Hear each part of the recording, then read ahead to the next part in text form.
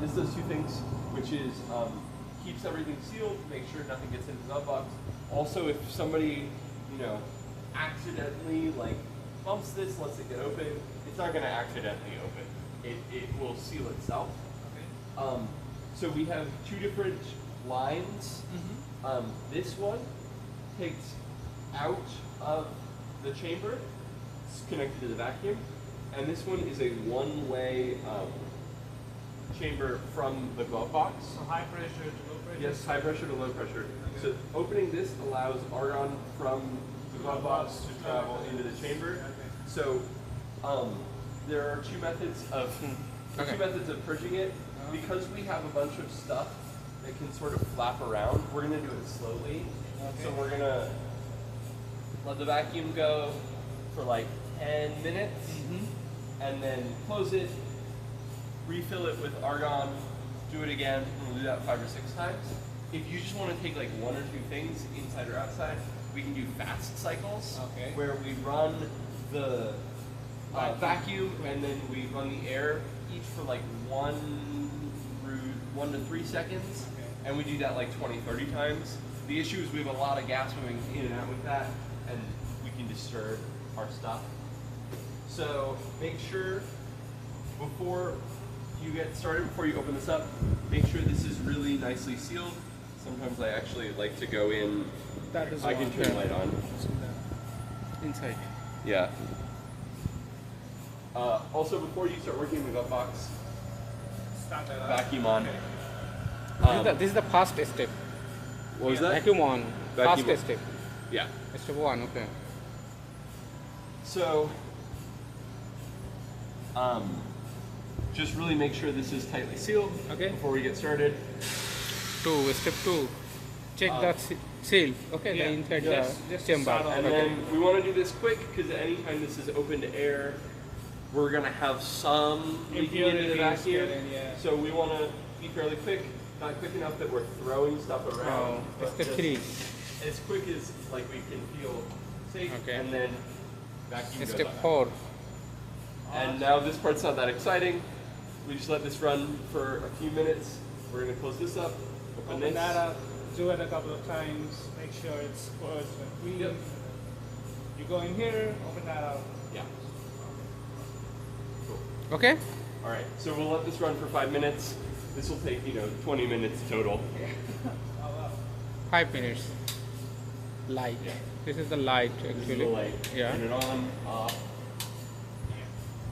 And you can say something about this. Yeah, so this is a moisture measurement, and then this is oxygen. This is automatic. What was that? Automatically. Yeah, it automatically measures. I think it measures every couple of minutes because it doesn't change very quickly. Okay. It'll just sort of update.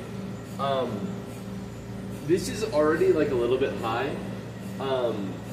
We at some point need to replace the filters inside of here. We have these two big guys. Passive filters, yeah.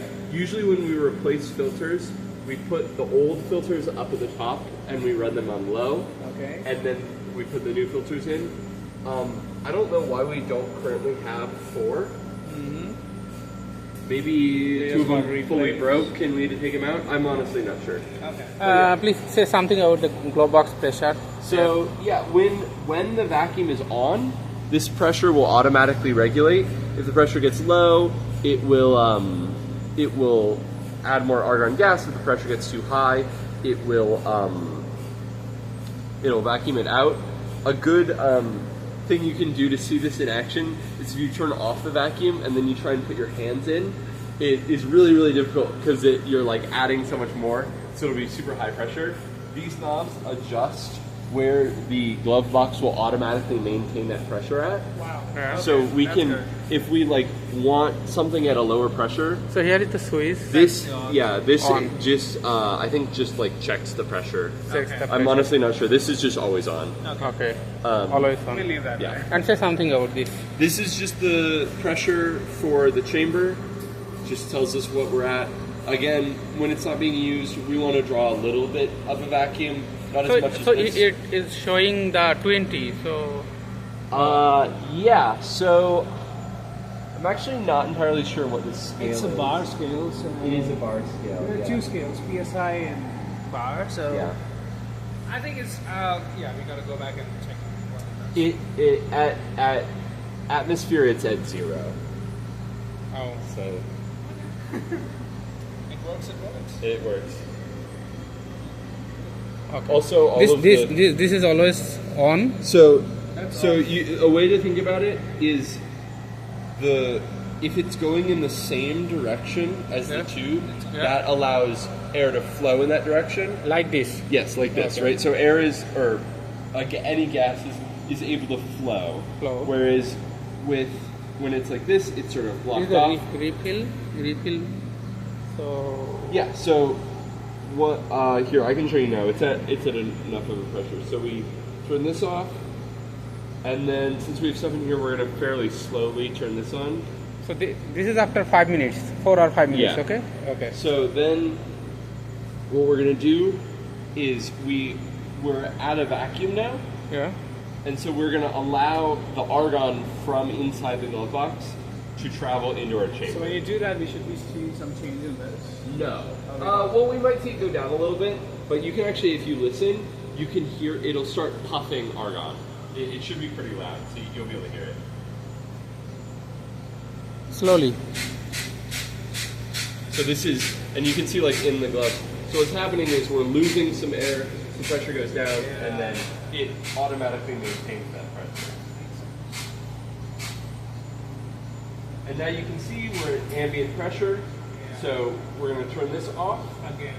And like now, vacuum. you know, we still have a good amount of oxygen in here. So we're going to do this again a couple of times just to get as much of the oxygen out as we can. So let the vacuum on.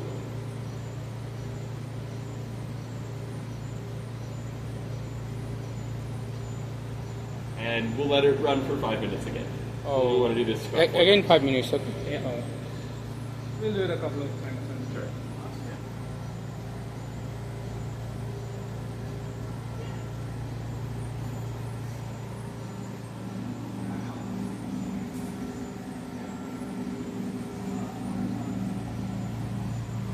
This is actually the glove box pressure maintained. And we are working at the Gento lab. Discovery and study of the quantum materials.